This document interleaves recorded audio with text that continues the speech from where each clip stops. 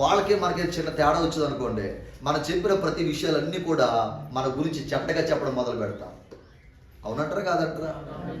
మనం ఎవరినైతే నమ్మామో, 30-40 సంవత్సరాలు మనతో బాగా కలిసి ఉన్నారు, మంచోళ్ళు అని చెప్పుకున్నామో, మన బాధలన్నీ మన కష్టాలన్నీ చివరికి వాళ్ళే మన గురించి ఒకరోజు చెడ్డగా చెప్పడం మొదలు పెడతామంట.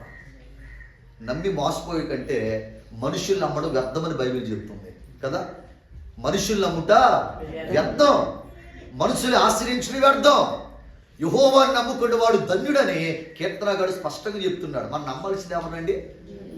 మనుషులందరినీ ప్రేమించాలి, కానీ నమ్మాల్సింది మాత్రం దేవుని మాత్రమే. స్తోత్రం కలుగును గాక. చెప్పండి హల్లెలూయా. మనుషులు నమ్మి కొన్నిసార్లు మనం మోసపోయి మన జీవితాలు నాశనం చేసుకున్నాం, అంతే, నాశనం చేసుకున్నాం చివరికి. అందుకనే ఈరోజు బంధుత్వాలు ఎలా అయిపోయినంటే కొంతవరకే. కానీ మనం ఆధారపడవలసింది ఎవరు తెలుసా?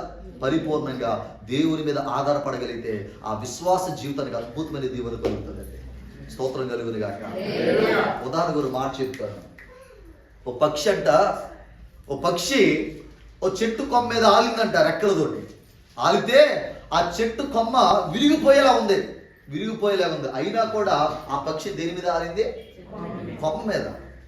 కొమ్మ మీద ఆలిపోతుంటే అది ఇరిగిపోయే సందర్భం వచ్చినప్పుడు, జాగ్రత్తగా వినండి, అది పడిపోయే కొమ్మ ఇరిగిపోయే సందర్భం వచ్చినా ఆ పక్షి అలాగే దాని మీద ఉంది. ఆశ్చర్యం ఏంటి తెలుసా?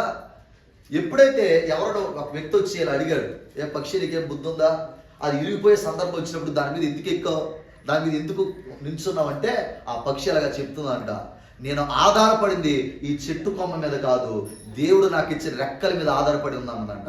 చెప్పకూడదు గట్టిగా వచ్చాడు. ఆధారపడింది చెట్టు కొమ్మ మీద కాదు, దేవుడు నాకు ఏదైతే రెక్కలు ఇచ్చాడో ఆ రెక్కల మీద నేను ఆధారపడ్డానో.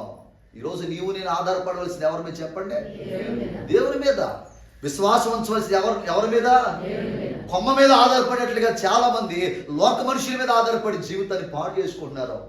అయితే నీతిమంతుడి విశ్వాసం మూలంగా